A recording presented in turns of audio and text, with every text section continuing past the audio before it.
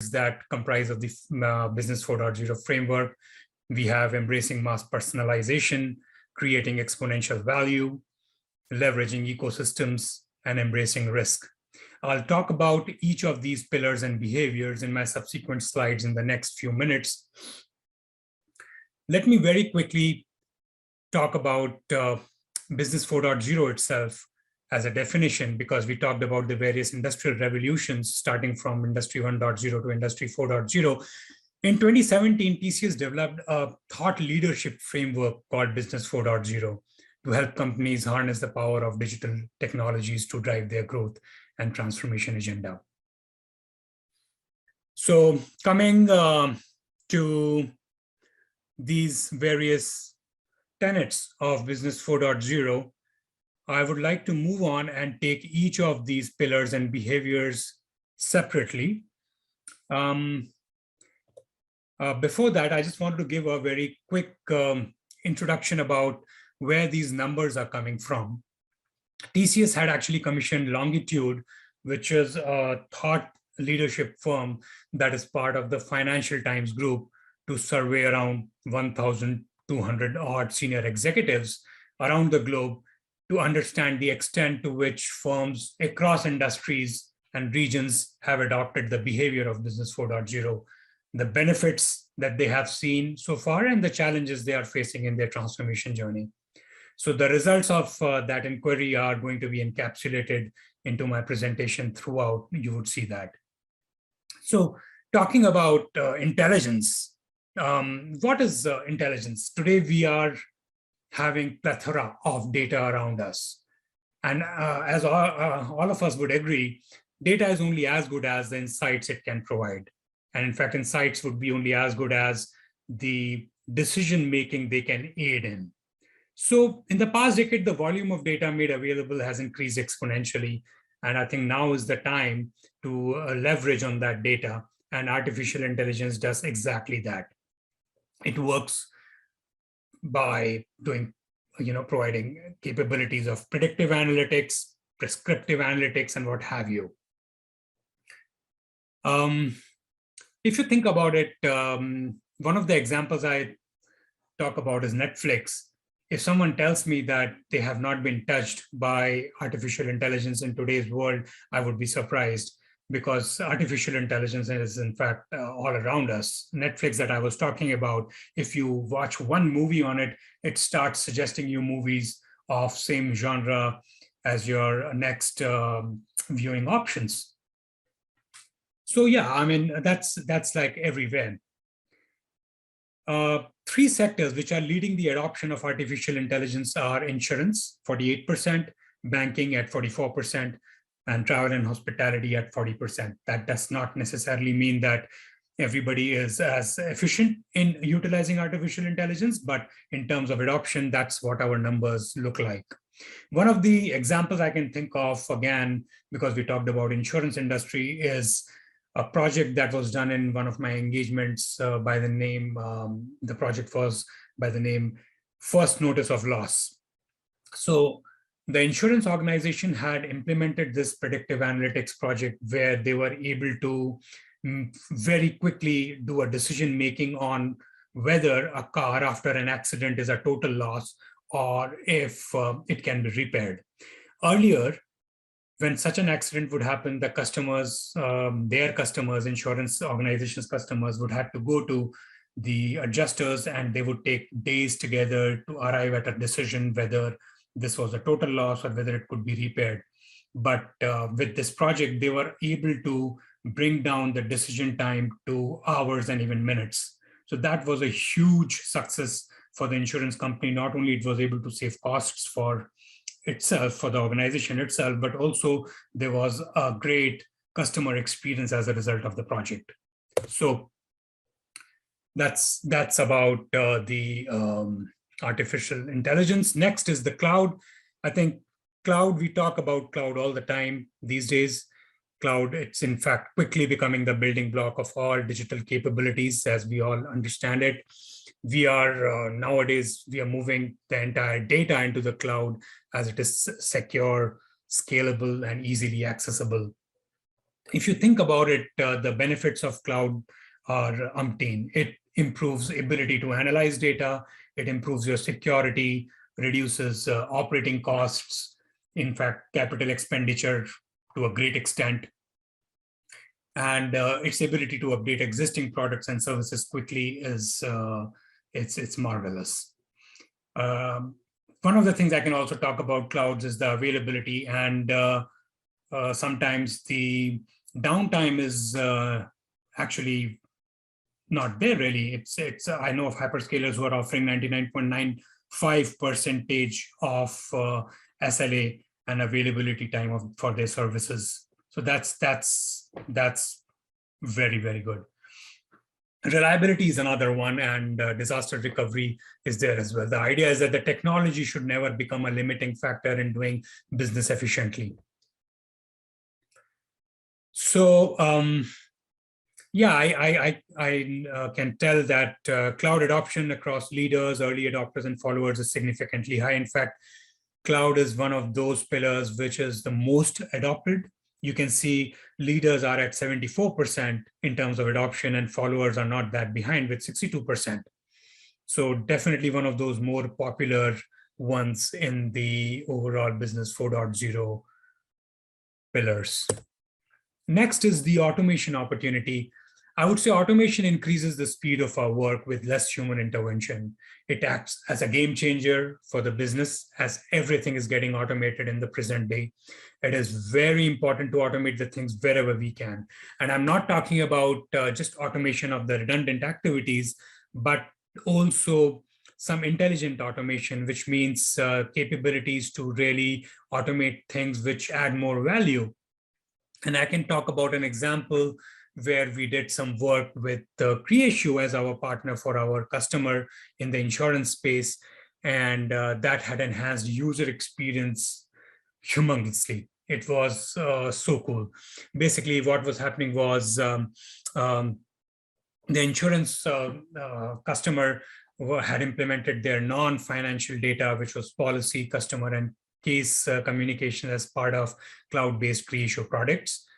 And because of the BPM engine integration available as well, the cases that were created were being automatically emailed. The email was going automatically to the raised stakeholders. So for an example, an address change, which would be a small activity, was going to someone junior, whereas the disputes would go to somebody more senior. So that was the power of automation. And definitely it was able to reduce the time to market for the products. It was, in general, automation does that. I recently came out of one of my other engagements where I was responsible for leading the strategy for automation and implementing the strategy. And I could myself see at the ground level the way the time to market was so greatly reduced. And obviously the dollars were saved and quality was enhanced as well. So here, talking about some of the numbers, 71% of the organizations have implemented automation in their IT, which is such a large number. 49% organizations have automated supply chain management. 48% organizations will deploy it in customer service and sales and marketing, and 40% will deploy it in finance. So these are pretty cool numbers. I would like to move forward. And moving over to Agile. Agile is more than a methodology. Definitely it is the key to deliver the product up to the mark of customer. And as the world is moving towards Agile, as it's one of the best methodology to deliver the product today. So the idea is that the customer is at the center of value delivery. And I am reminded of one of the blogs from our leaders who talks about Agile in everyday life. So earlier, when you would call a call center number to book a cab, you would not even know whether somebody would pick up your call. You would not know if somebody picks up your call, when would the cab arrive, what would be your ETA to your destination. But today with the ride sharing service, for an example, and the apps like Uber and whatnot, you can quickly book your ride. You exactly know who would be coming and picking you up. In fact, there is so much of communication possibilities that the person would be able to pick you up from a crowd of 100 people. That's kind of keeping customer at the middle, at the center of value delivery. And that's why I say customer is king. Why do we, or customer is king or queen? So why do we say that this is agile? This is agile because if you think about it, it's a complete, the visibility is so much, it's complete transparent. Who's coming, at what time would he be picking you up, by what time would you be reaching your destination? The transactions are completely cashless, the receipts are online, and most importantly, at the end of your journey, you can provide feedback. So it's keeping customer just there with you in its overall journey. So that's why I say Agile is just not IT, it's everyday. So yeah, the benefits that we talk about in Agile are accelerate technology implementations. Obviously, when the customer is at the center of it, the technology implementation would be accelerated. They would be iterative and incremental delivery. If there are mistakes or issues or problems, you identify them early. So the idea is that if you want to fail, or if you have to fail, you better fail fast and then course correct over the course of time and come back stronger, and then a larger objective, you are able to meet that with a lot of benefits. Harness ideas from the larger team and deliver incremental improvements, and test more ideas without committing big budgets. In terms of the data, 32% organizations have Agile underpinning all their processes. Imagine Agile in some form, the number would be much more larger. Okay, digital is default. Definitely adoption of these various pillars that I talked about, agile, automated, cloud, and intelligent, is not common across. Some are more adopted, others are not so much. So we see 74% have migrated IT to the cloud, 63% use Internet of Things for predictive maintenance and tracking, 61% build digital trust with blockchain, and similar numbers are doing AI as well as automation.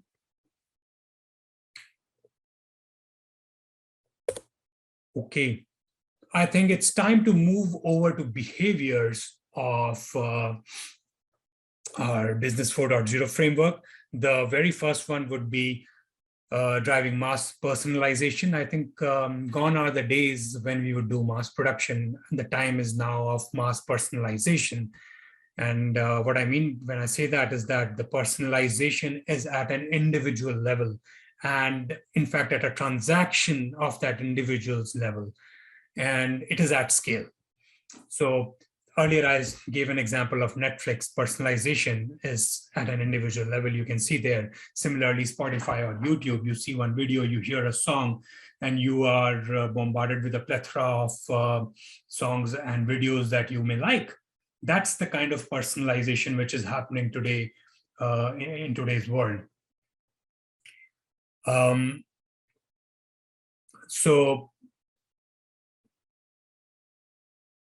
Other example I can talk about is the automotive manufacturers who are offering customers a high degree of customization.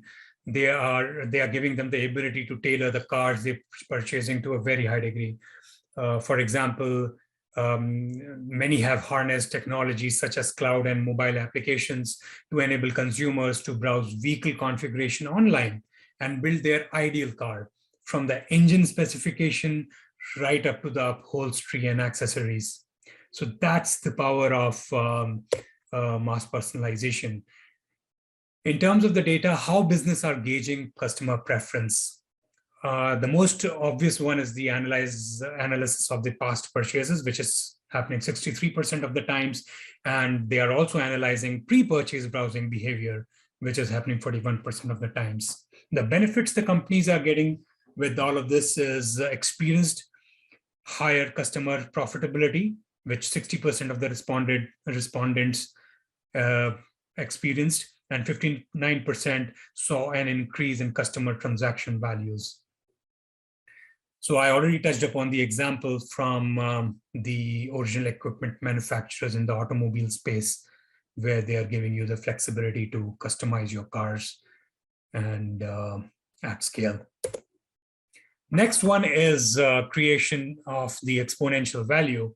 I think adopting business models that leverage value from transactions at multiple levels and address new markets is the next go-to thing. Today, costs or a price to customer is not the only criterion. What we want to do to the customers is enhance their overall experience.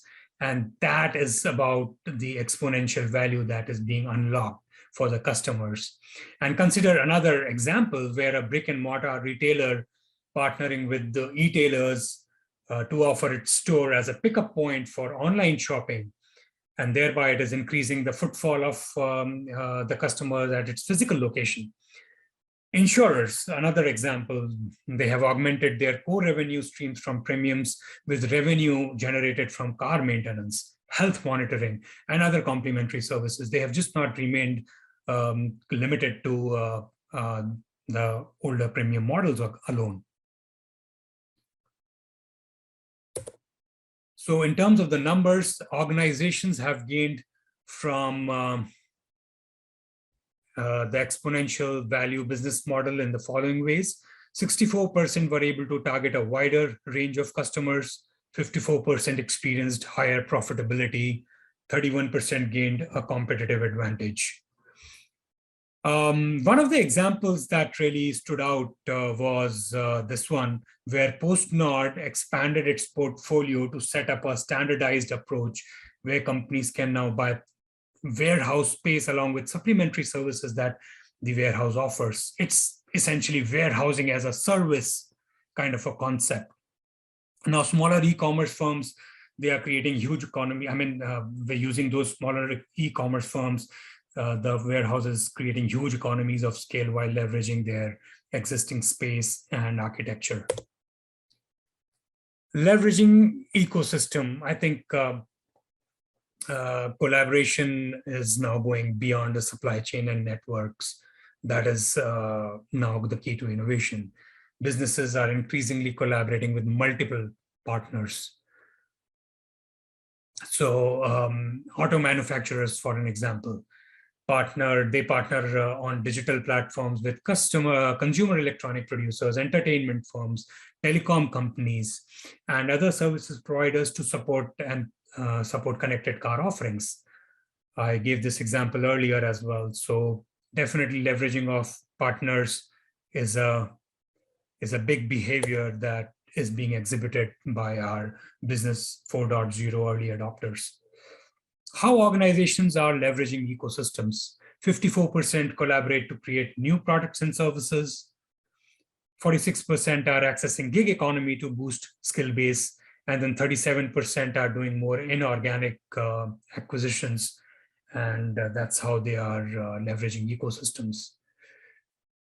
The benefits, 44% reported higher revenues, 43% gained access to new markets, 33% reduced risk while developing new products.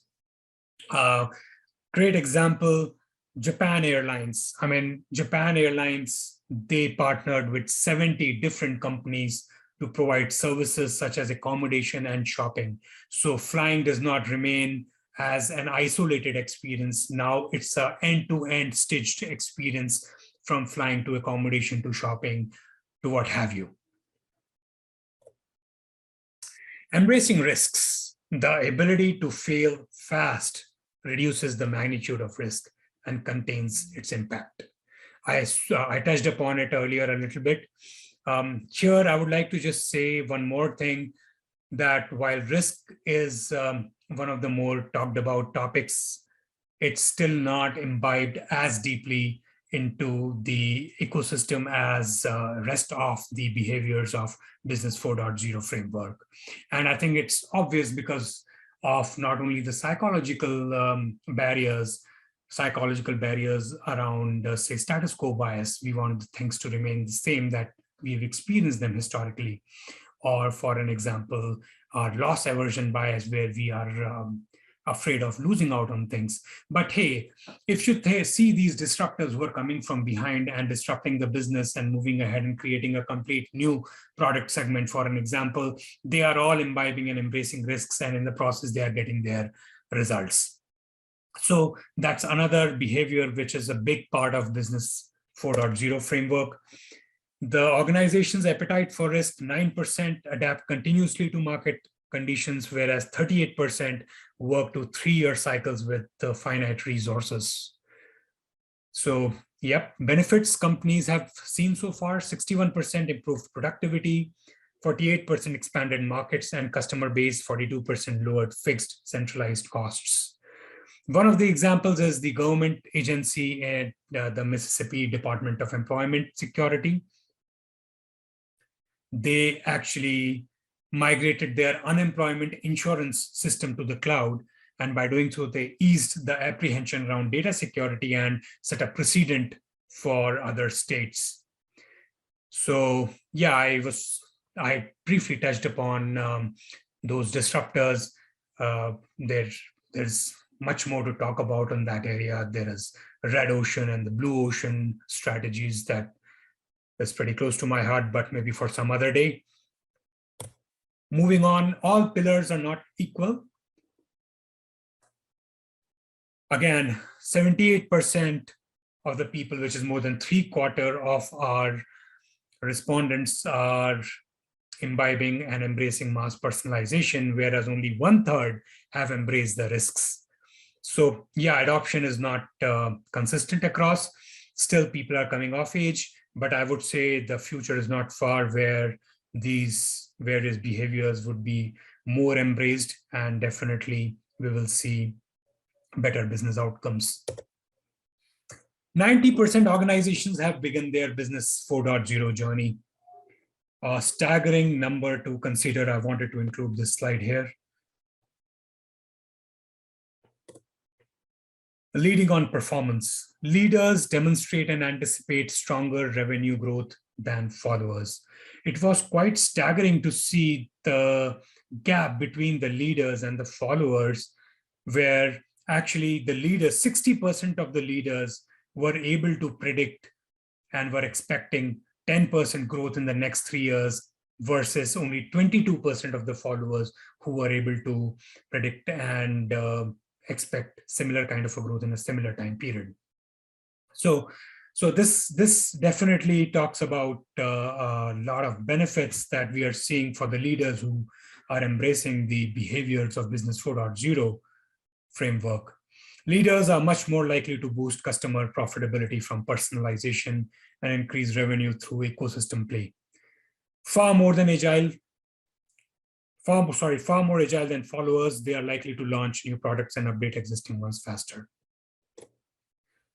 Okay, let's quickly talk about some of the barriers that are coming in the way of adoption of these various behaviors in the Business 4.0 framework. There are different barriers to the different behaviors. For driving mass personalization, the biggest barrier was the inflexible or outdated technology. While the organizations are modernizing their platforms and landscape, I think they are still quite deeply woven into their legacy structures, and it will be some time before they can come out of it, and that will possibly pave the way for embracing mass personalization for them. Similarly, there are other inhibitors like data security, which are coming into the way of adopting creation of exponential value and leveraging ecosystems. And for embracing risk, the biggest inhibitor was traditional corporate culture. All right, what is the way forward? I would like to just talk about the 5 key lessons to guide businesses as they race towards Business 4.0 finish line. First and foremost, development of the ecosystem through genuine collaboration. Agile is not just for IT, as we saw, as I talked about in my earlier slides. Agile is an everyday practice. Buy-in from the top is necessary. Definitely, we need to have the right stakeholders on board with us. We need to have those guys as our advocates, have the right decision makers with us, And definitely the digital transformation journey would become much easier with that. No more industry-focused blinders. And lastly, but not the least, think machine first. With that, I would like to conclude my presentation. And thank you, everyone, for being with me today on this one. Thanks and have a great day. Thank you.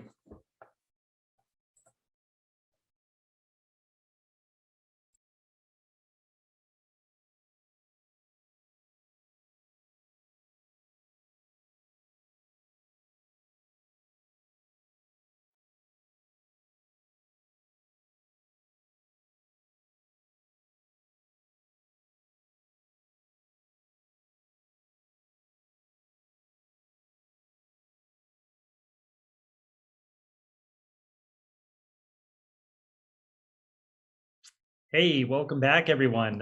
What a phenomenal presentation by Abhishek. We're going to continue along with our guest speakers, and today we are joined by Alan Joan, Account Director from Collier Pickard.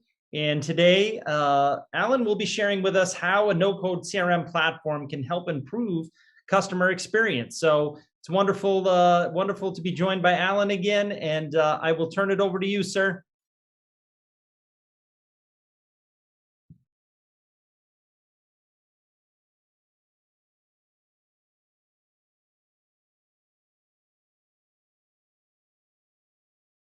Hello, everybody, and welcome to this practical speech on no-code CRM and how it can help improve customer experience. My name's Alan Joan. I'm an account director with Collier Pickard, which is a specialist CRM consultancy based in the UK. My career spans 40 years, all of which has been in business systems. And for the last 25 years, I've specialized in CRM.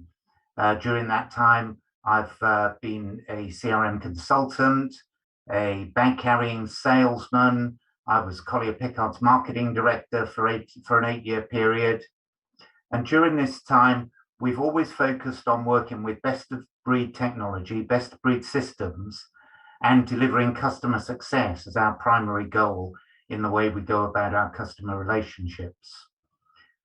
We have been prolific publishers about CRM over the past 25 years. Back in 2009, we wrote the CRM Pocketbook as a what works, what doesn't guide to getting CRM right in a period when CRM was often not very successful and didn't deliver ROI. And in recent years, we've updated this pocketbook with customer experience information, and more recently, the very latest version with low-code information. In addition to publications of that type, we're also bloggers, and blogging is not just about CRM and CRM successes and CRM implementation tips and tricks, but we try to look behind the scenes as well.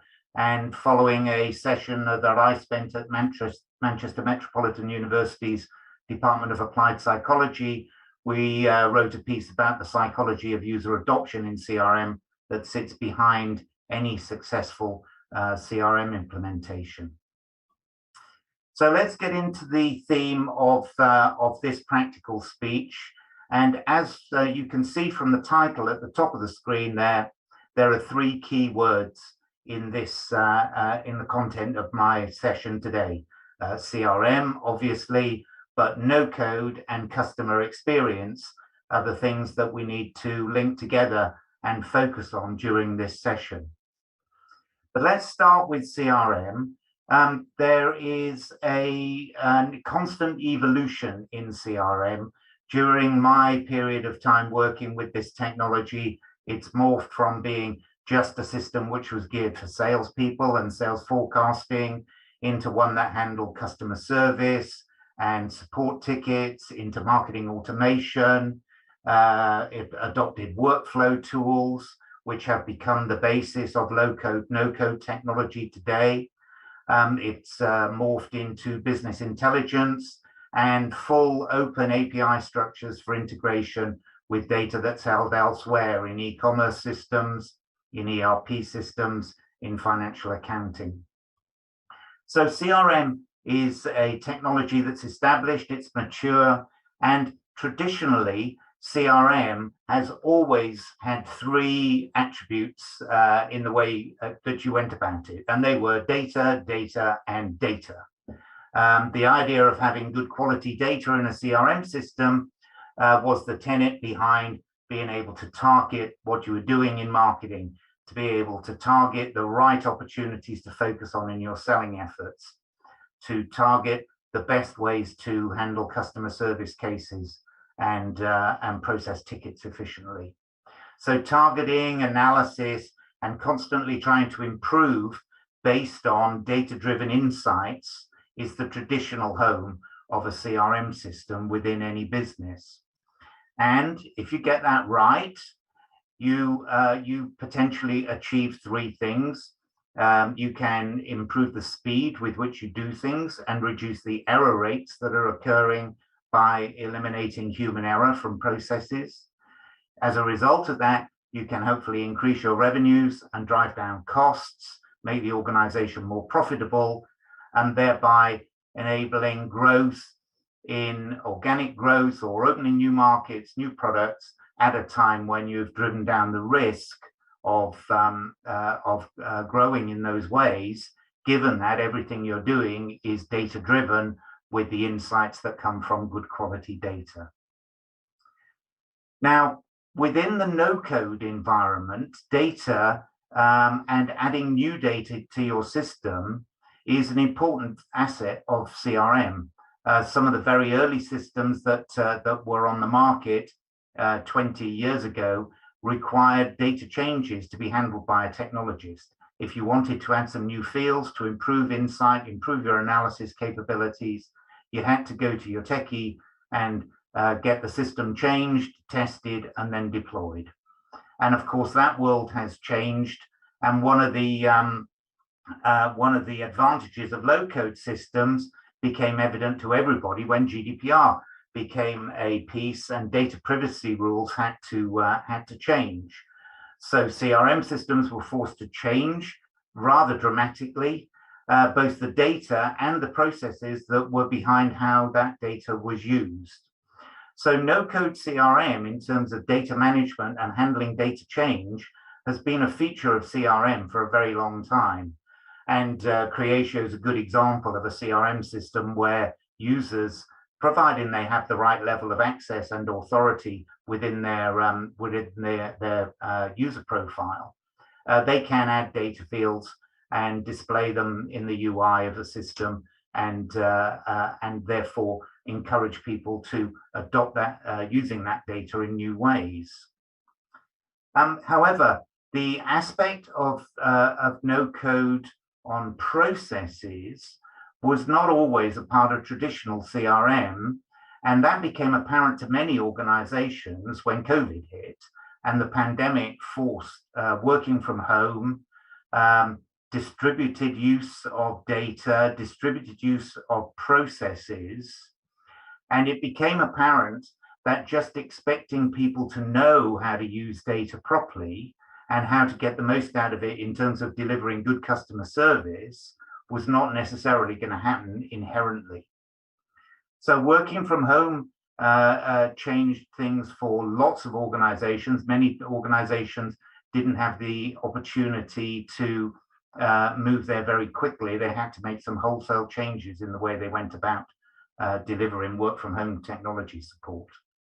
So CRM today has morphed from being about data, and has very much become about process. And so the three new tenets of CRM today are process, process, process. And if you think about it, this pulls CRM into the mainstream of other technologies which have been attempting to provide automation in other areas of business. One of the gurus of the 20th century was W. Edwards Deming, who is regarded by many as the author of the management thinking that allowed process automation in manufacturing and engineering, created the mindset that enabled just-in-time inventory management within factories and within warehouses and distribution, and therefore paved the way for the way that RPA, robotic process automation, can work inside industries in order to deliver significant benefits.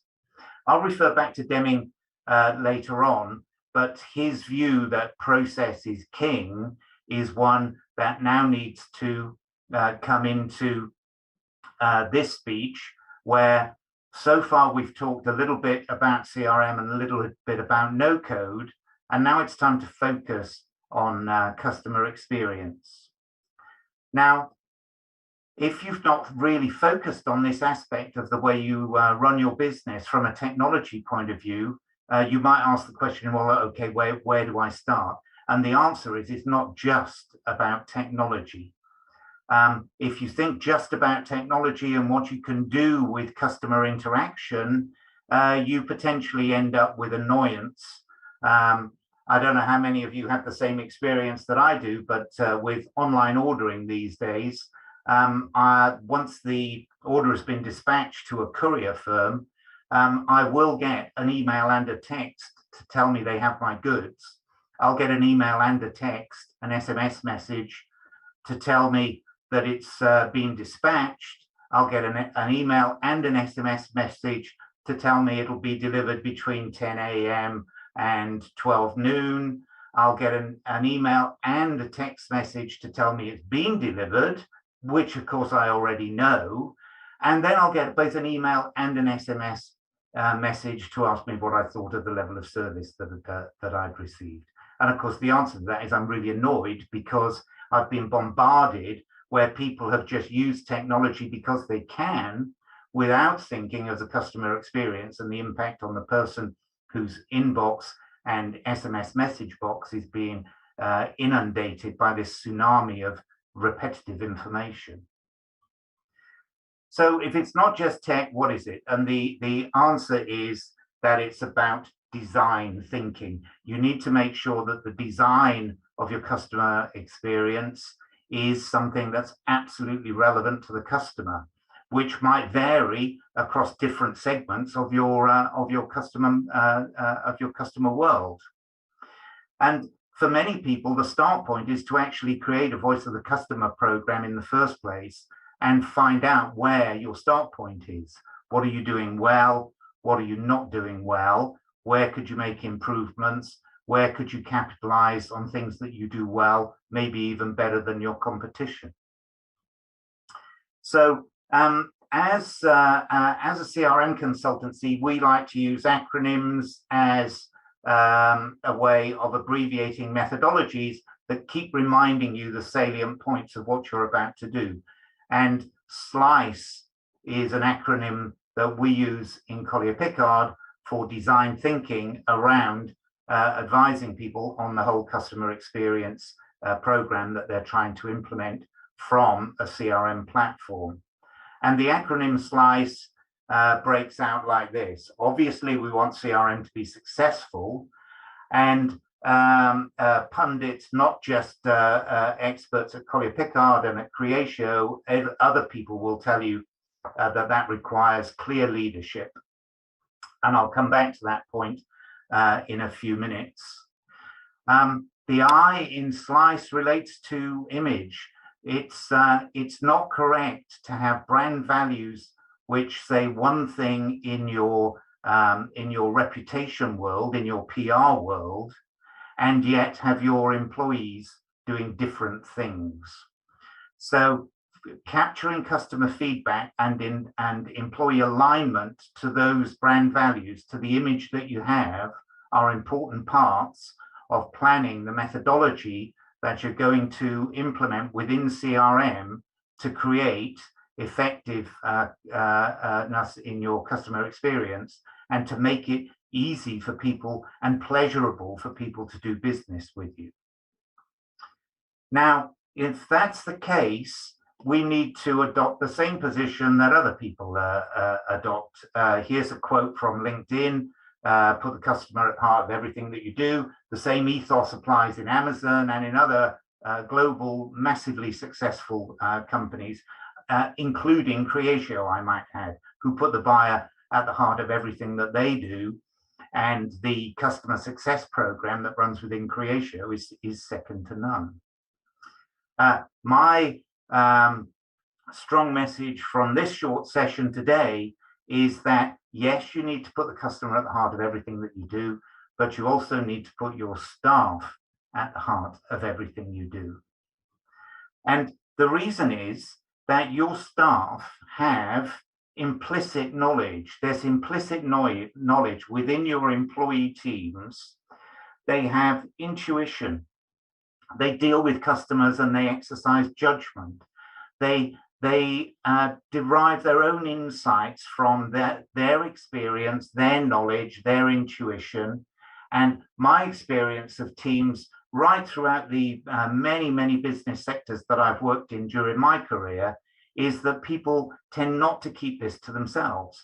They socialize it, they share it, they mentor other people in their organization. And improvement is a thing that lots and lots of employees have in the way they go about their job, not because it's on their critical success factors, not because it's on their appraisal sheet, but because people like helping people and they like doing things really well.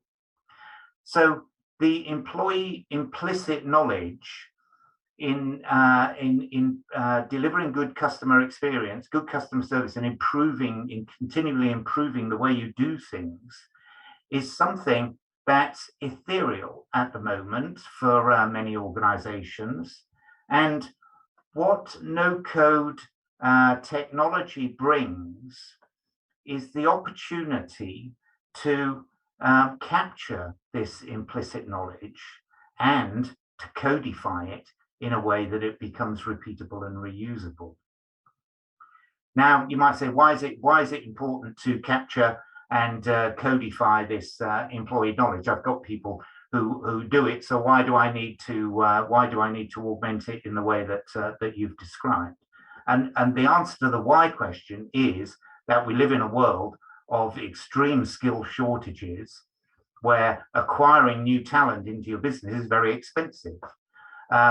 Christine Kostareva referred to this in her keynote speech on Tuesday, where she articulated all the numbers that will be required for technologists to develop all the business applications that are going to be required over the coming years. And it won't be possible to recruit all those people as technology people. The skills that are required to make these changes and to keep improving customer experience through technology will have to come from people in different areas of the business and not just in technology. Another thing to consider in saying, well, why do we need to capture and codify this employee intuitive knowledge is because retention rates are reducing. One statistic I read recently in Business Week, published on the 5th of November, is that the workforce now comprises 35% millennials who are always looking for career improvement. Their time span spent in a given job, in a given organization, is lower than it was with previous generations. And that leads to knowledge loss. And if all the knowledge that's required to deliver the good customer experience is tied up in these people, then knowledge loss will result in customer experience degradation. So there's a fair amount of theory around CRM and no-code and customer experience, but this speech that I've been asked to deliver today it was entitled a practical speech. So let's get practical and say, okay, if I'm going to codify processes, how am I actually going to do that? So I've pulled an example here of a process which has been codified. It's a help desk process, and there are 3 swim lanes shown in this process map, where the top one is the user, the person using a help desk and support service, and the middle and lower swim lanes are the first level support and the second level support within the organization. Now, if I drill into the early stages of this interaction between the customer and the support team, you can see that the process is nicely designed. Somebody collects the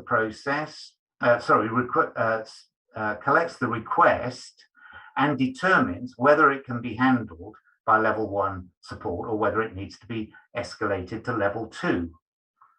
Having made that decision, the process carries on either within level 1 or within level 2, and eventually we get back to the customer with a resolution, or we send somebody to site.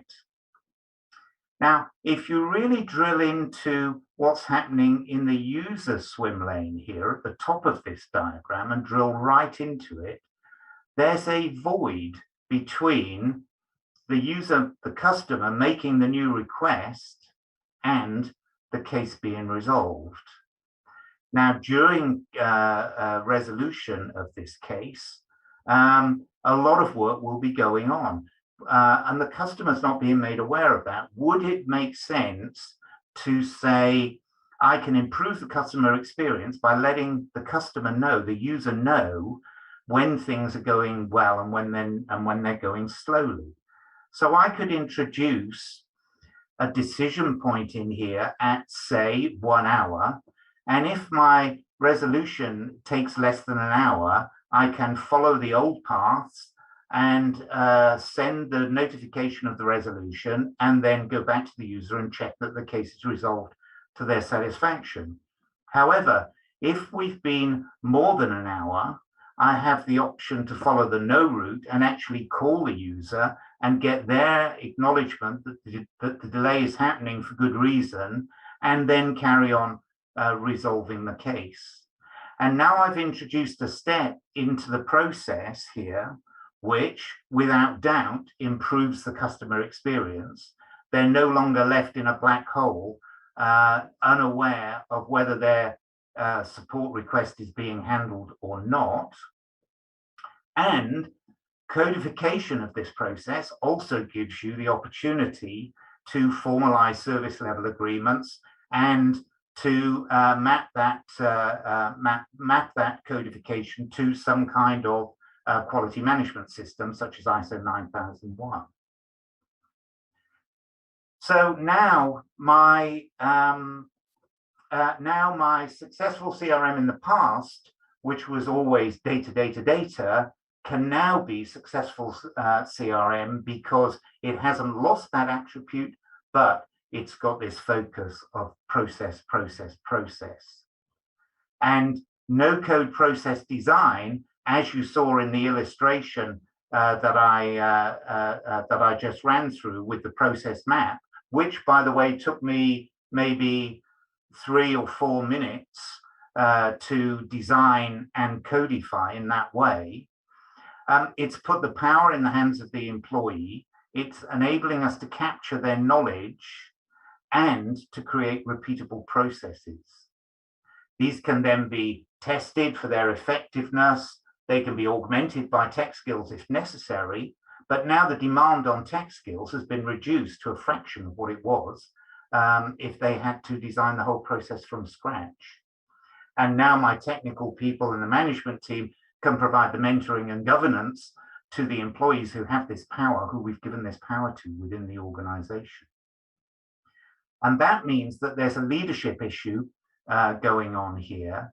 Leadership within this no-code process environment must be about clear goals. It's not just a mission statement, it's active, it's making the goals of the organization more important than just profit. It's got to be about the level of customer service that's going on, always putting the customer first, embedding the very nature of your CRM culture into the DNA of the whole business. And if you do that, you will empower employees and they will come up with great ideas. So I'll wrap up now and I'll leave you with a final thought, which are not my words, they're the words of W. Edwards Deming, again.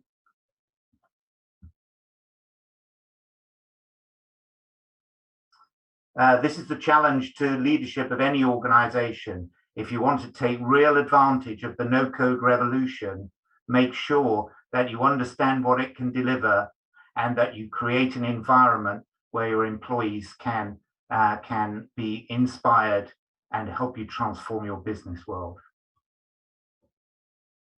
Thank you for listening.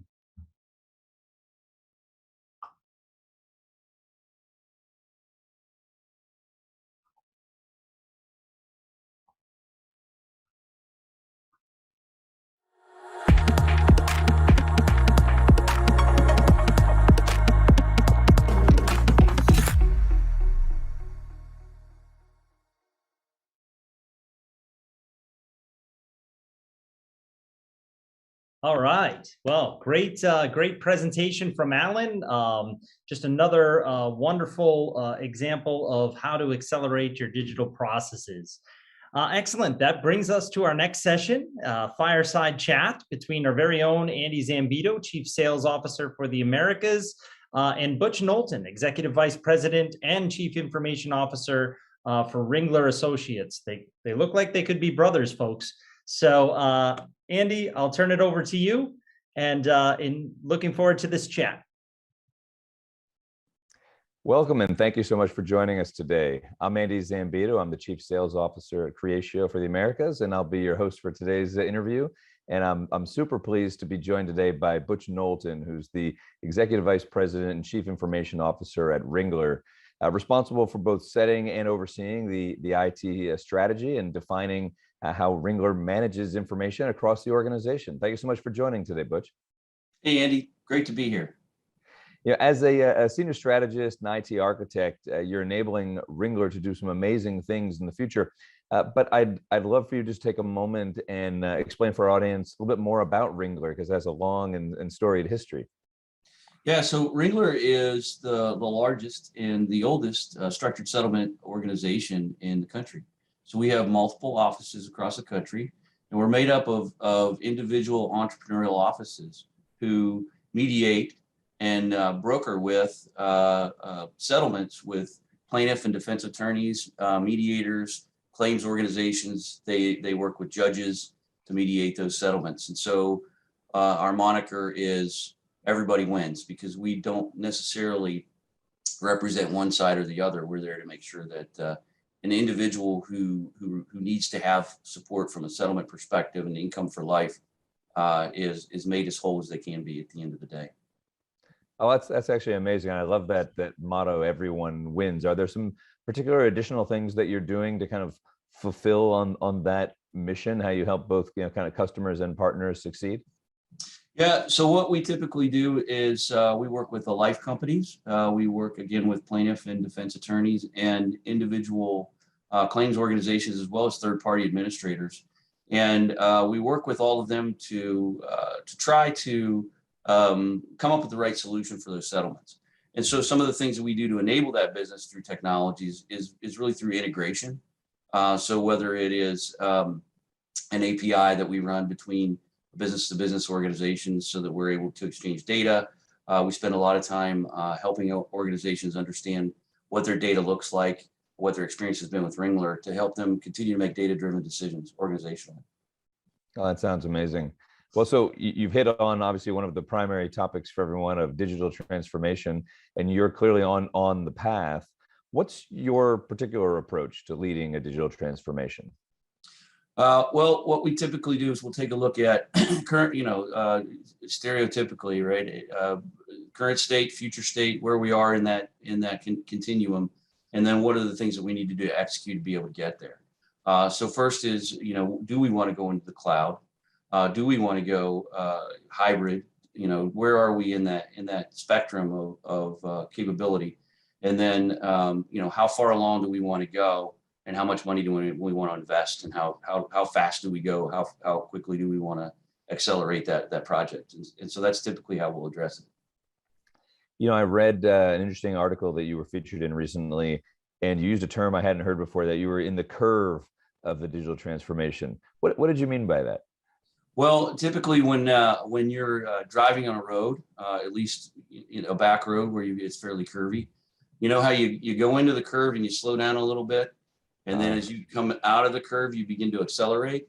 And so that's what I meant by we're in the curve. So we're in the process of, we slowed down enough, we've got the car under control, now we're ready to accelerate out of that curve. Oh, wonderful. Well, let's stay on that thread just another moment then. So is there something in particular that you're accelerating towards, some kind of end state vision that you have for this transformation that you think is going to be super impactful, that you're laying track for right now? Yeah, so we've gone through, excuse me, we've gone through a major project that has replaced multiple legacy systems. Creatio has been critical to that project, where we have taken an older accounting system, two different claims management systems, some old aging technology from an old on-prem data center. We've got a virtual data center, and we also have some cloud components. And so we've taken all of that project and been able to deliver through our digital transformation the project itself. In order to be able to deliver that project, we needed to make some changes on the infrastructure around security, and really needed to have a strategy around where we need to be as we finish this project. So as you think about that curve, our goal is to really be into the full cloud transformation for our organization for a number of reasons. One is that we're not a large organization. We're not a large IT shop. So the cloud enables us to be able to manage with a little bit smaller staff and have the confidence that we've got, secured application suite, as well as take advantage of all the tools that we have within Azure. And we don't need a large, development and infrastructure team in order to be able to execute that within the cloud. In addition to that, the cloud integrates really nicely with all of our clients and vendors. And so Creatio is another example of one of our vendors who we were able to integrate into the cloud through Azure, and allows us to take advantage of all the components of the cloud there. Let's stay on that moment for a moment. I noticed in that same article that it was interesting. You're leading all of this these tremendous IT resources, but that you yourself aren't a coder. That kind of leads me to the question of when you look at you mentioned this large ecosystem of different technological partners that you're bringing together to fulfill this vision. What's the specific role of Creatio in implementing the strategy for those of our listeners who are really looking to understand that piece? So Creatio, we've decided to make Creatio basically the front end of our overall application suite. And so Creatio, because it has not only a CRM piece, but also BPM or business process management capability, it allows us to pull in the components that we need for quoting with our life companies and all the products that we use to build those structured settlements. And we can integrate our quoting capability with that. In addition, we're able to use the business process rules and capabilities within Creatio to create our own customized case management system. And so we're able to consume, that initial lead turns into what would become a case, which would turn into a settled case, which would turn into the integration that we have on the back end with our accounting system, that we're able to show what an individual organization's commissions might be. As in addition to that, we're collecting all the data on the back end so that we can represent, what's actually occurring within the business to allow us to continue to make decisions. So Creatio has become sort of our user experience or portal that we have for our overall organization. That sounds amazing. But then that also leads to a question that a lot of folks like to understand is, it seems like a lot of change for employees, right? A lot of really great tools that are being brought to bear, a lot of great new processes. How are you managing the technology change for the employees? Well, we've integrated digital adoption software that has worked quite nicely with Creatio from a help and experience perspective, tooltips, in addition to really trying to create the cultural communications around this change is coming. And these are the benefits we'll have overall organizationally.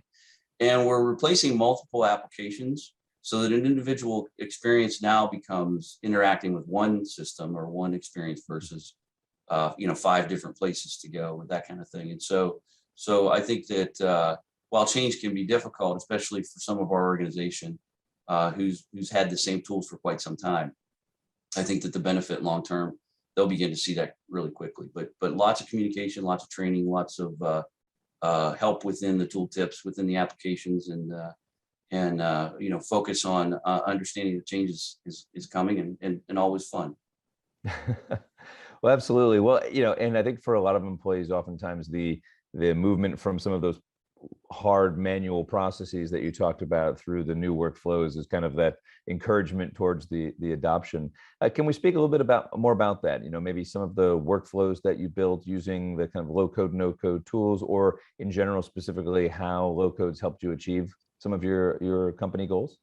Yeah, so a lot of what Creatio has in the sort of out of the box capability really satisfies much of our business requirements associated with our CRM, as well as our case management capabilities. And then we're able to configure the low code optionality within Creatio that allows us to create the experience that we want without having to do sort of heavy lifting around back end code and all the things associated with that. So we take the rules and the workflows within Creatio, we can tweak them for ourselves, and then work that workflow all the way across from A to Z. And that's been a much easier transition for us rather than having to come in and start from scratch. What has been the employee feedback then? Obviously, so it sounds like this is all helping get down the road towards these big corporate goals. How have the employees embraced it? Well, it's been a lot of feedback, both good and bad, and it's really, as you mentioned, around change.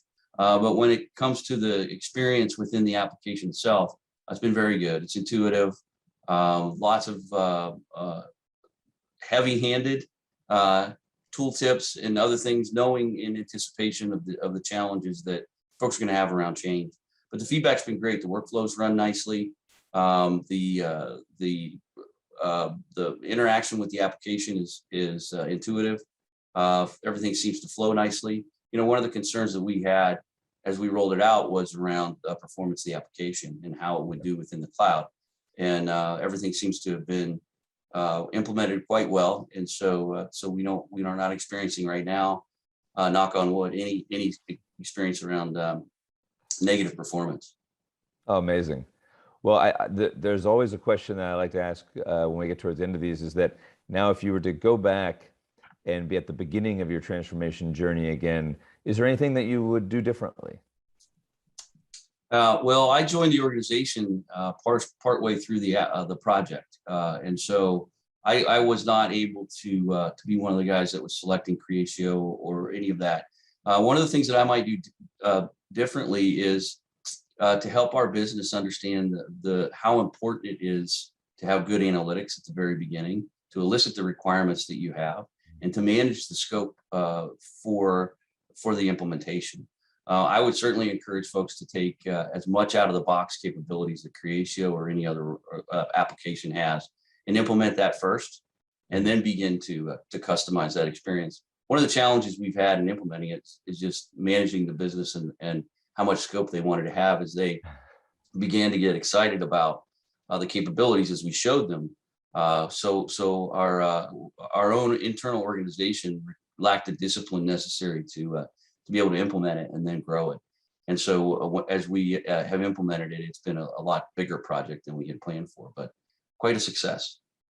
Well, that's of course wonderful to hear. I mean, especially that you're on a success path. Is there any final advice that you'd give our audience regarding any aspect of one of the topics that we've talked about today, or where they're considering coming on a similar path as you?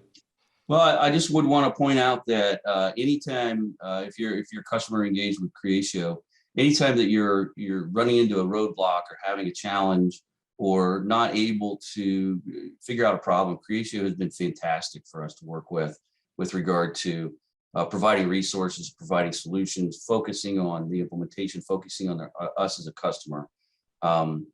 and it has been just great to work with in their customer success space, and literally bent over backwards to help us be successful with this project. So if at any point you're having any struggle, give your client success team a call, and they're gonna figure out a way to help you. What kind words, Dana. Thank you so much for that, Butch, and thank you so much for sharing your story with us here today. For those of you listening, please enjoy the rest of your sessions. Thanks, Thank you Andy. so much. Take care.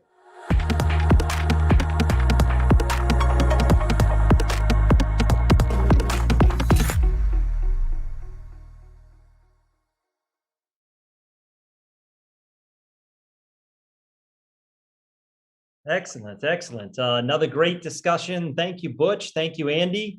I'm sure the audience really enjoyed the conversation.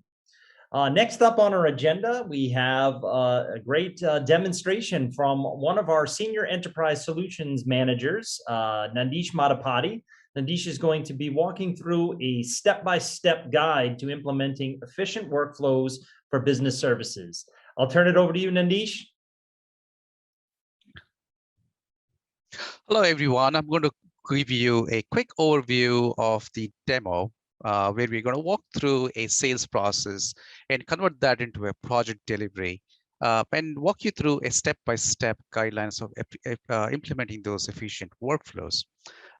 In many instances, whether that be a construction business, construction company where they sell certain properties and they need to start constructing, whether that be an apartment, rental complexes, or commercial buildings, or this could be on the information technology side where you sell close a sale and then start implementing that product at the customer side. Irrespective of whatever that may be, these objects, the opportunities and the projects needs to be interlinked.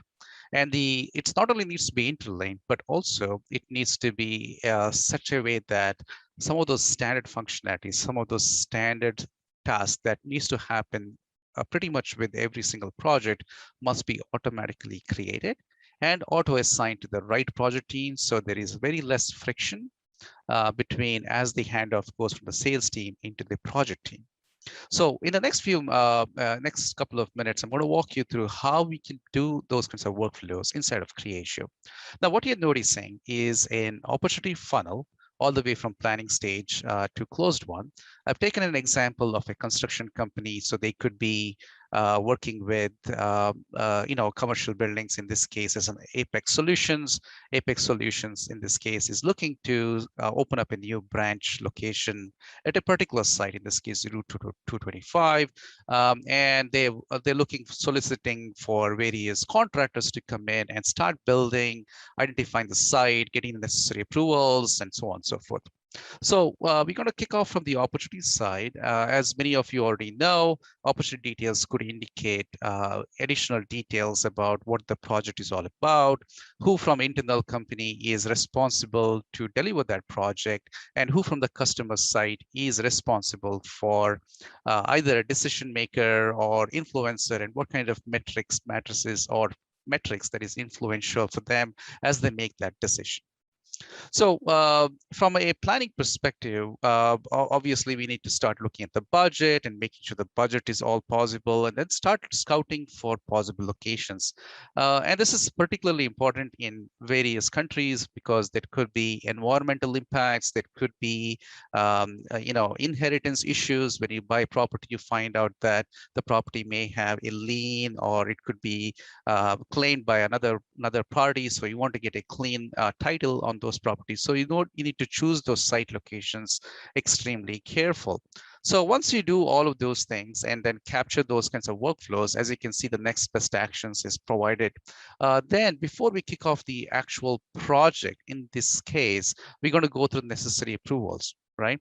And those approvals can be given internally or given by the customer to say that, hey, everything looks good.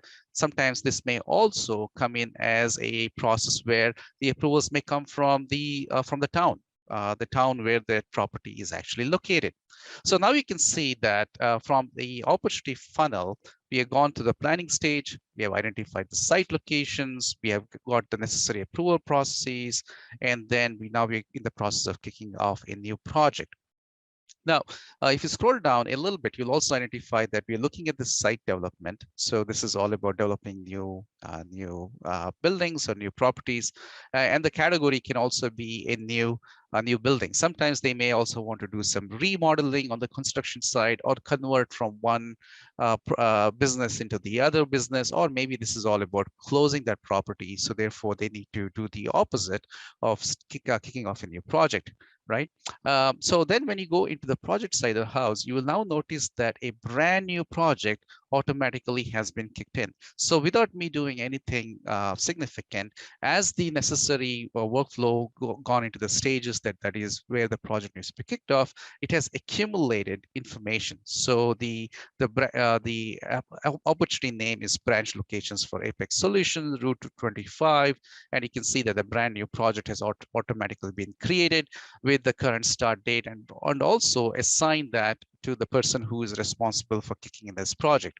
So this is how we can easily kick off a completely different workflow, in this case project, from an opportunity. So once we go into the project side, simply by clicking on this, you will notice that we have automatically transitioned from an opportunity workflow into a project workflow. And then in the project side of the house, obviously we need to come up with certain workflows for the project as well. And project goes through its own different stages. Maybe you need to work with external contractors, internal workers, maybe consultants, design consultants, environmental consultants. There are many aspects, especially when it comes to the construction side. With the IT side of the house, it could be, setting up, working with developers, assembling a Scrum team, an Agile team. It could be QA, technicians, documentation. So there are many teams that will touch that particular project. So we need to figure out how we can create those tasks automatically. So a couple of things that I want to bring your attention to is the fact that this account is automatically connected to Apex Solution. And we were able to do so because we pulled that data in basically from the opportunity. And you can also see that it's connected to the opportunity. So it's not like free floating in this space, having no connection to the base record that kicked off. So we know that this project is tightly or very tightly connected to that particular opportunity. But what is more important to us is the fact that automatically a structure has been built in.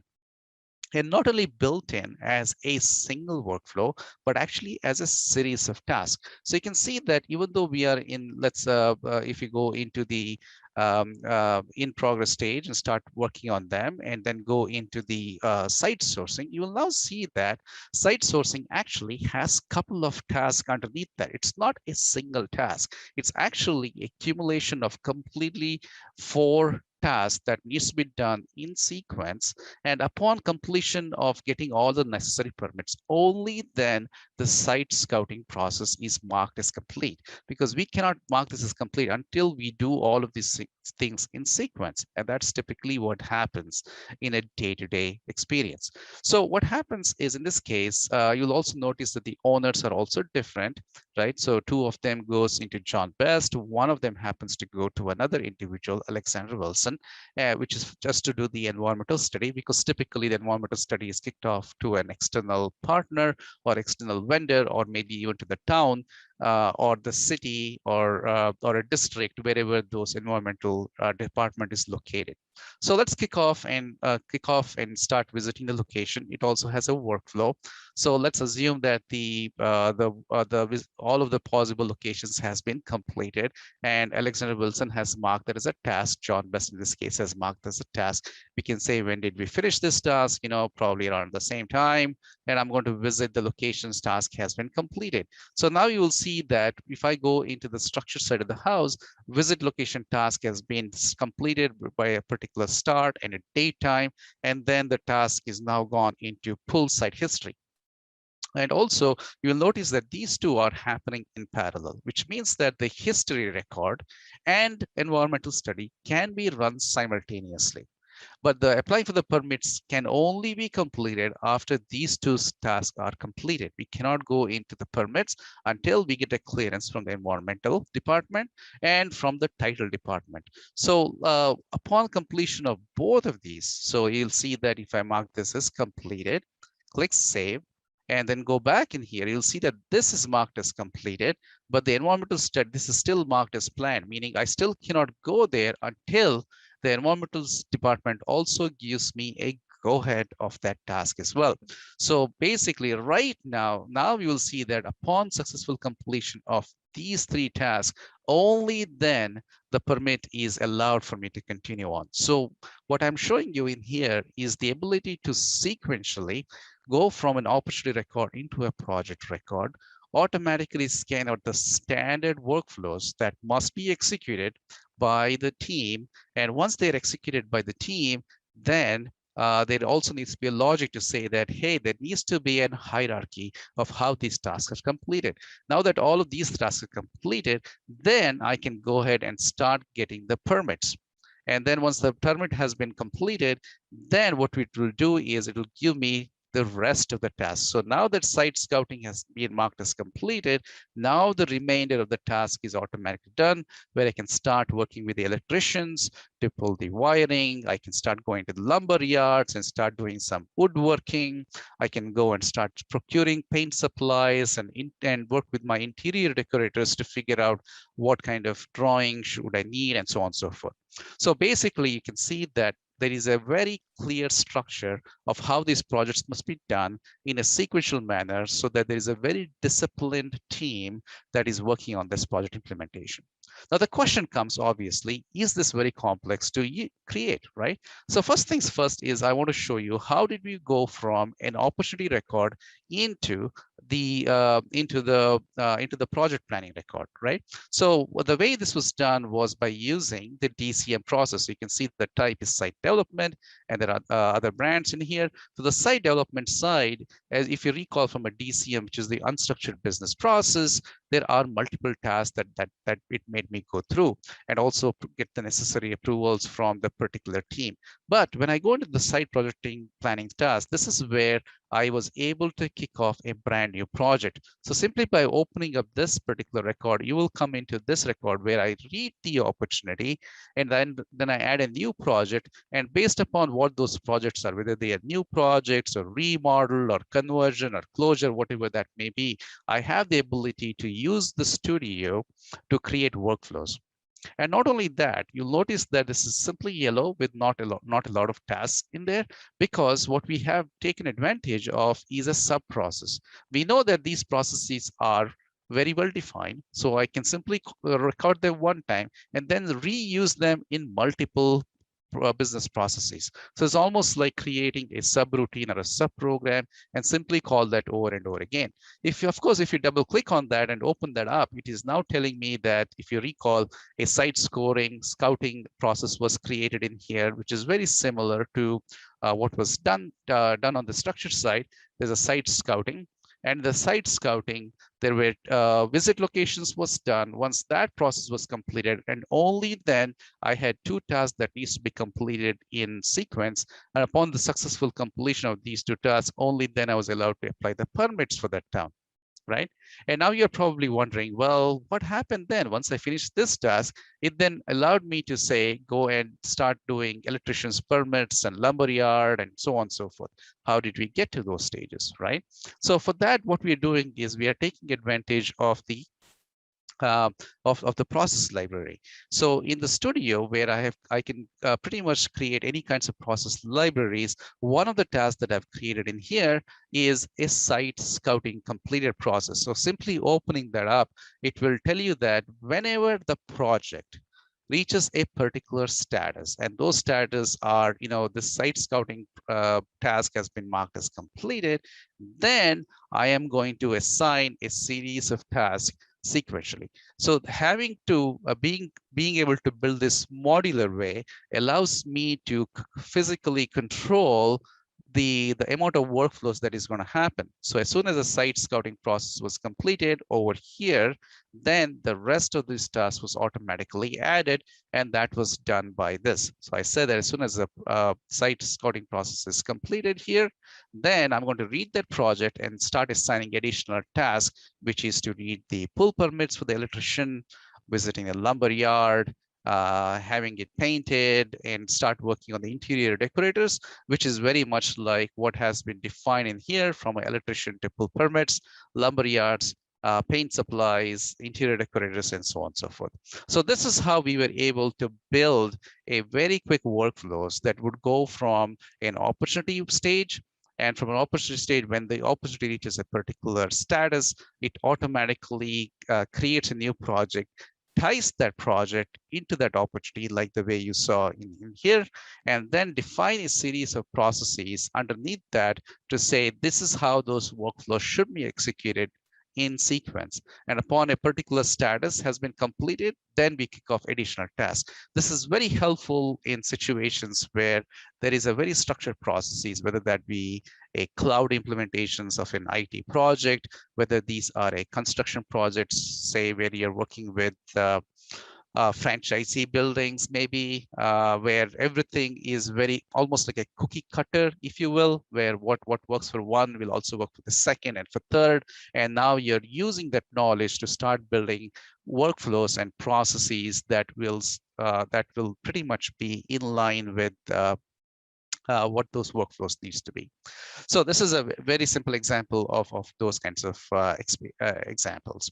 Now, what I do want to highlight right now is the fact that these solutions are modular, right? At any point of time, you realize that I need to start adding additional tasks. It's very simple. That's where we use the Studio platform to say, okay, I'm going to add a new task right after this, or maybe I want to move this over to the new task, and from here on, I'm going to add a new task, and this task is going to be, working with the union or something like that, right?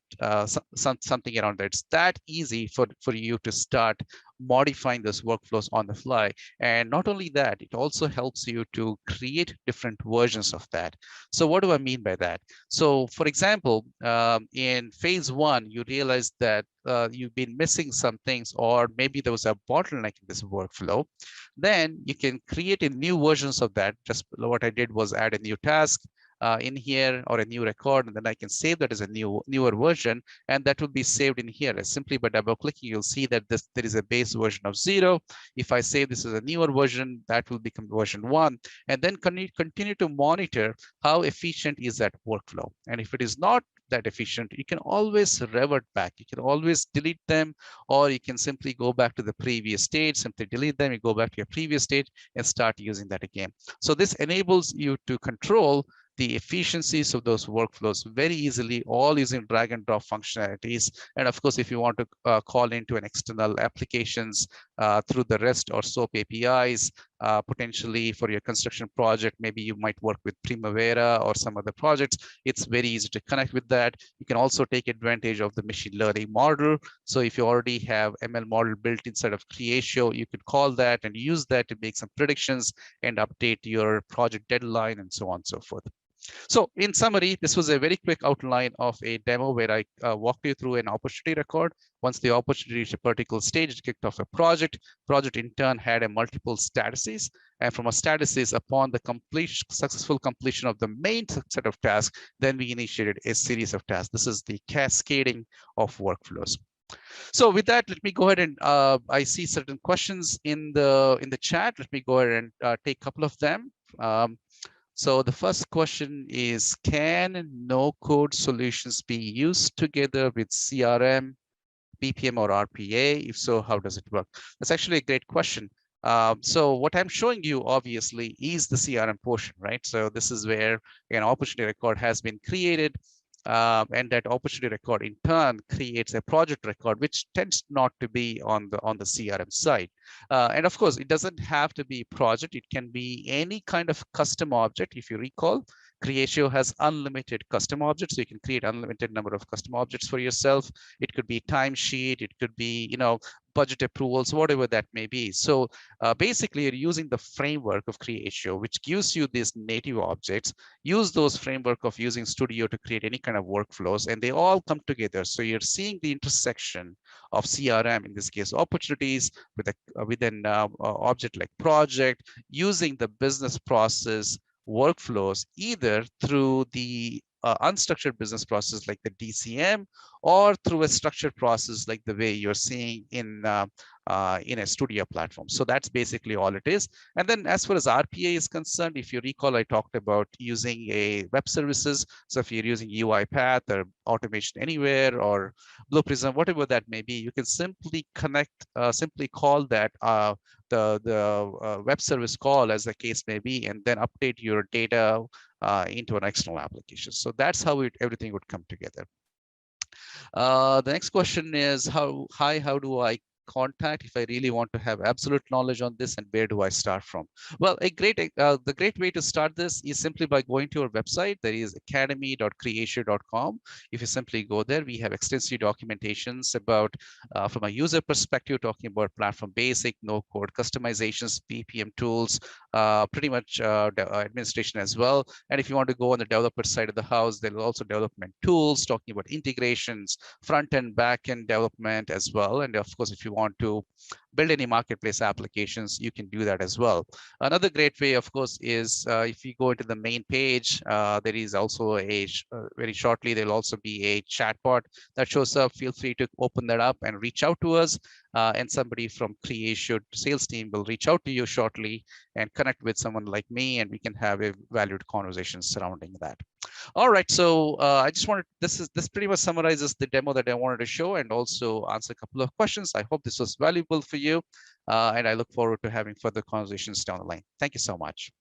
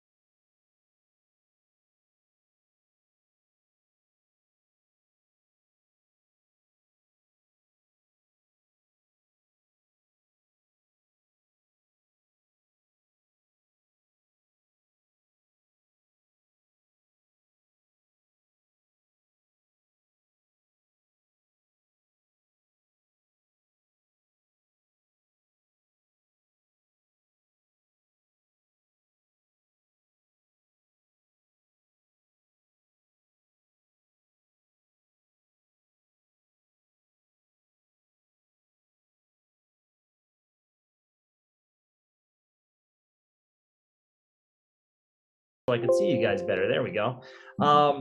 Talking about the trends that we're going to see upcoming in this this particular industry. You know, before I look at trends and you know, what we're going to accomplish, I always like to look at what challenges these industries have. So, you know, what do you guys foresee as being the most pressing challenges for the business services industry today? I'll throw it up there to you. We'll start with you.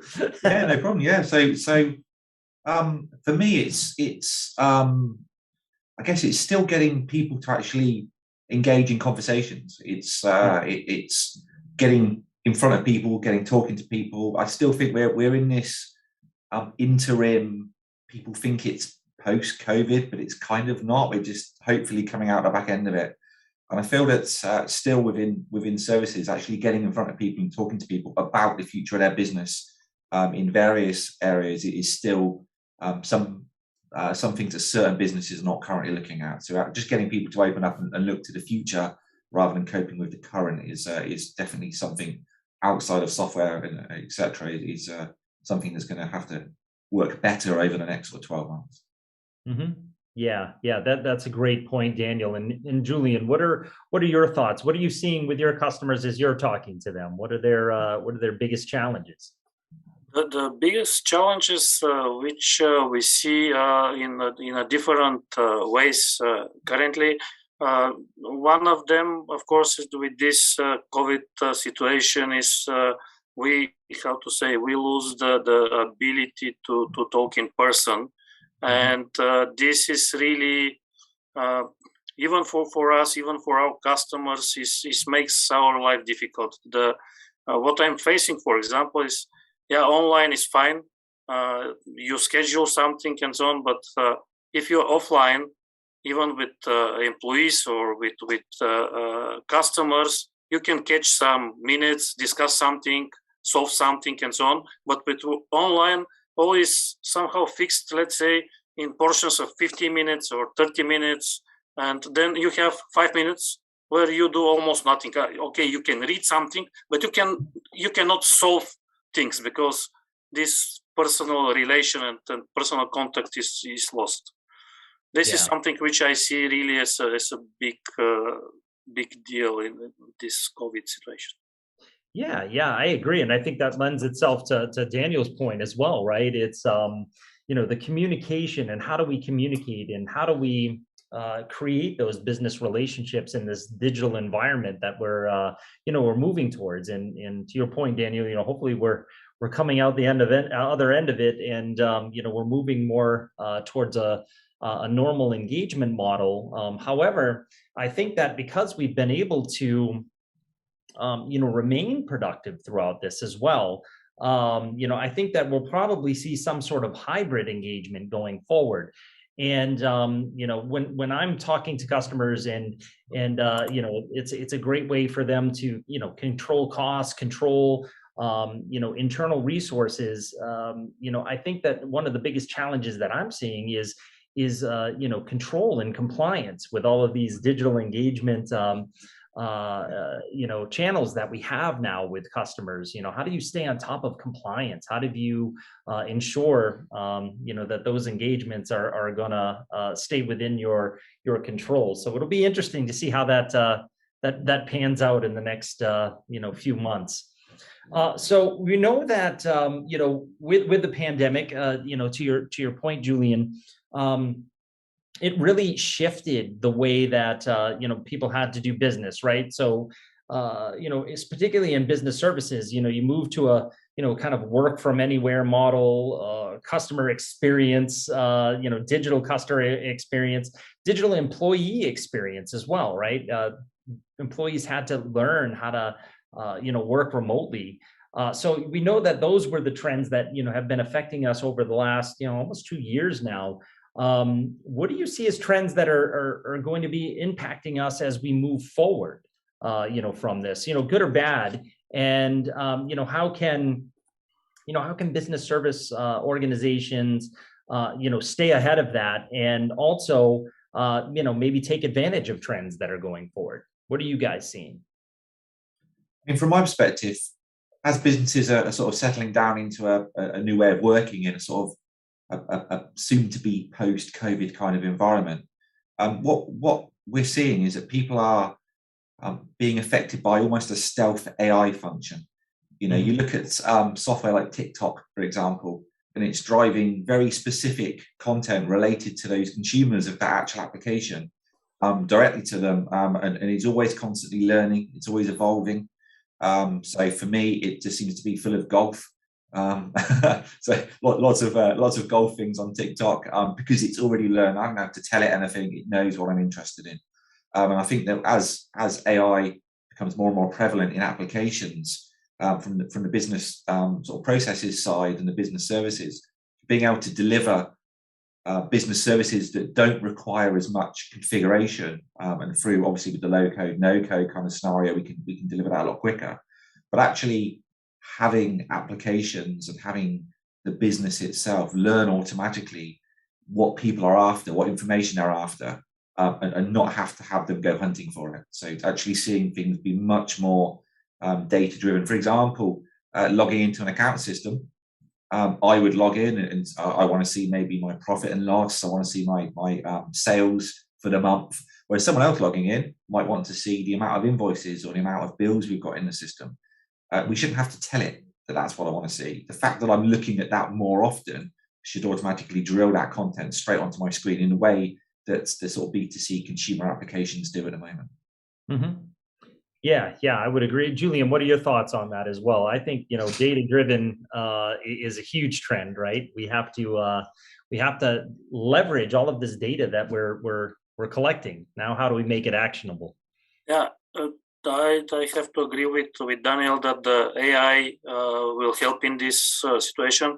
But the other trend which I would see as a kind of growing, especially here in our region, is e-identity, because everybody has to implement kind of e-identification to know who exactly the customer is, because from one side this digitalization, I would say, is nice, but from other side a lot of threats are coming with all this topic.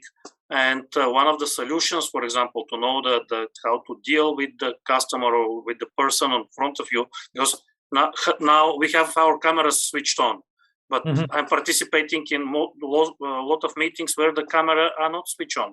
You have no idea with whom I'm talking with, and this e-identity, I think, will be the trend which will be very fast implemented in any kind of the services, because to trust to the person with whom you're working or discussing, you have to know, and you have to be sure that this is exactly the right person. I would say that this is also a kind of trend which we will see really boosting in next months.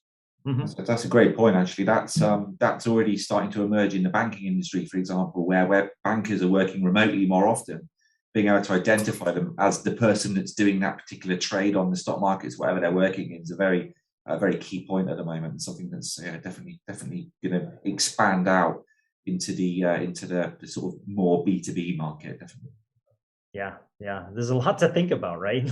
as we expand into these new business models, we have to think about all kinds of different compliance and ways to verify. And it's crazy. Let me at this point, let's poll the audience just to kind of see what their thoughts are. So audience, I'm going to send out a poll. You can submit your answers in the chat section, but what are the key challenges for business services in your region? We have a couple of great choices here, guys. I mean, it's a lack of innovation and strategy, high consumer demand and volatility, lack of a skilled workforce, and immense competition in the field. I would venture to say that it's all of the above, right? And more. and more, exactly. Another thing that, when I think of business services and service organizations, this is a heavy, people-driven industry, right?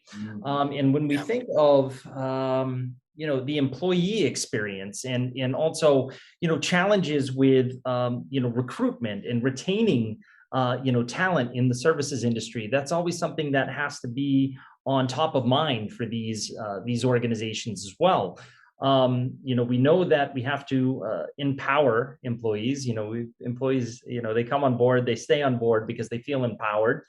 They want to do a good job, but if we're not providing them with modern tools, I think that it's one of the challenges I see is how do we attract new talent and retain our existing talent as well. And when employees are empowered, if you look at it, Forbes had a study out there that said, highly engaged teams are 21% more profitable than teams that are not engaged. So obviously there's definitely a business benefit to that. But how do we get, business service organizations to embrace that? What are your thoughts on that? How do we drive that culture within organizations? I mean, for me, I could probably talk about this topic for hours.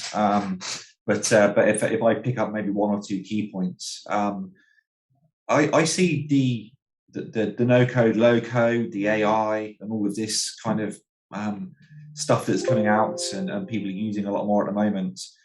To really, the benefit of that ultimately is to detach people from the technology.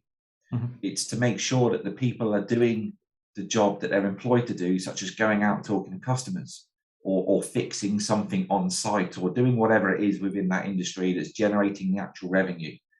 And so therefore, if they're actually interacting with a system in some way, it's taking the money away from the business for what they're actually employed to do. So by using AI and tech, etc., we can streamline that process and actually have people interacting a lot less with the technology and actually doing the job that they want to do. and are employed to do, and that's what they came on board to do, rather than having to fill in. I know on our talk earlier on in the week, I was mentioning about people spending loads of time filling in forms, and it's obviously the age-old CRM kind of thing that no one likes doing, but really just trying as much as possible to stop people having to log in and automate as much as possible in the back end to allow them to get on with doing what they're employed for. And also, if you look at the actual revenue models, for example, of businesses, over the past couple of years, especially, the sort of SaaS subscription model has revolutionized the software area, and it's made businesses more stable and more sustainable with their ongoing revenue. And there's been some benefits, obviously, to customers as well, where they have a constantly evolving, constantly developed system because more money is being put in on the R&D, etc. And that kind of stability for software vendors to be confident to keep growing their product and growing their base is starting to move, or quite rapidly moving, into almost a subscription services model, where people are paying a fee for a certain amount of time each month or each year, which allows them to budget better. It allows them as a customer to know that they can keep this continual evolvement of their CRM system or their business processes constantly going as they change and as their business changes. But also for the actual supplier, it allows them to more accurately budget the amount of money they've got coming in, and therefore what staff they can bring on, and also then using the technology to understand where the potential work's coming up from. So I know that I've got projects coming up in 2 months' time, so I can actually start to go on a recruitment drive a lot earlier and give me enough time to recruit the right people into the right roles. But like I say, I could talk about it for a long time, so That's all right. That's all right. That's great points. What are your thoughts, Julian? Just to confirm, today I read a study here for local market. We are facing something like 30% more leaves of the employees from the companies comparing with the situation 1 year ago, which means that it really makes the employment and the retention very difficult, because it's one thing when the person is into the office. You can get personally engaged with him and so on and to retain him. Then comparing with his sitting at home, being online, of course, this all depressions and things like that, which are facing also from medical point. But it's just to confirm that it happens. And from other side, the technology is really the turnkey point, I would say, because imagine how we would face this if the cloud was not exist, for example. Right. It would be a nightmare. Means that everybody has to stop to do whatever he did. But now with the cloud and all these possibilities, because what also cloud brings us is a lot of the really small and very tight solutions, which you can very fast integrate in the business area or business process or whatever else. And then you can have a long cycle and really make your life easier. Mm-hmm. This is kind of, I would say, a very huge advantage, which also allows us and allows employees also to perform better and well, because without this possibility, I think it would be much harder comparing with today. But somehow we were ready. The industry really was ready for such a situation. Yeah, very, very resilient. And so it's interesting. I just got the poll results back, and there's two major standout areas here. So 33% said that lack of a skilled workforce is their biggest challenge. So how do we retain and attract new workforce? So that speaks directly to what we're talking about here. But overwhelmingly, nearly 67% said lack of an innovation strategy. So how do we innovate in this industry? And I think that's something that needs to be on the forefront of everybody's mind, right? Again, we know that we need to be nimble. We know that we need to be resilient. We know that we have to be adaptable in markets. So with the few minutes, I'm also getting the wrap up sign here, guys. With the few minutes that we have left, you know, when we're looking at that, you know, where do you think service organizations should be investing in order to be able to innovate and kind of stay ahead of the curve? I mean, that's a tricky question, obviously, because there's a lot of different sectors that business services industries work in, and they've got their own very unique ways in which they can do stuff. But in general, you know, companies see IT and see tech as something that they do to manage their teams or manage their reporting, etc., etc.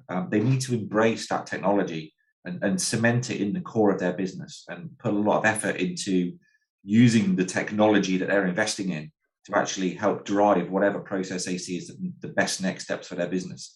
It's having implemented CRM systems for many years, it's quite sort of upsetting to see people invest both time and money on both sides into a system and then use 20% of what that product can do. You know, they've invested the money in it, it's got all of this really cool stuff that it can do.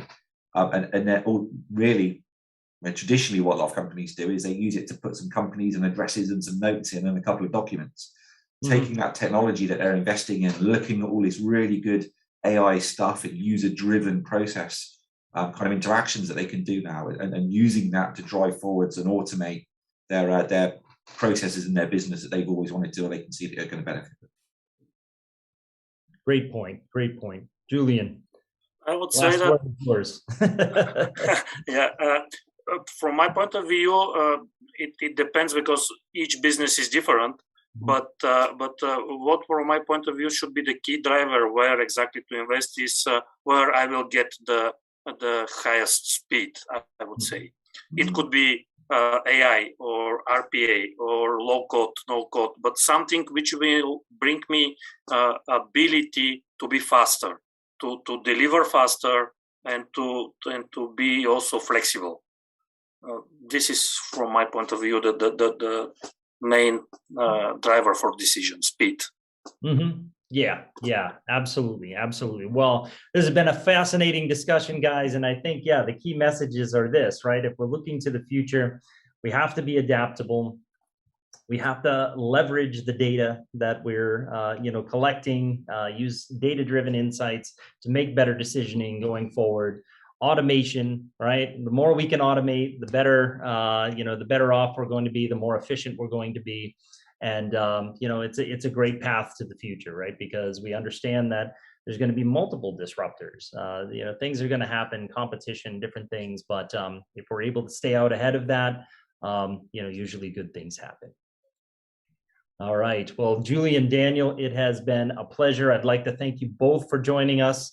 I know it's getting later in the day for you guys, and I'm standing between you and the weekend. So thank you again, and hopefully we'll see you next week at some of our sessions. Thank you. Thank you. All right, guys. Thanks.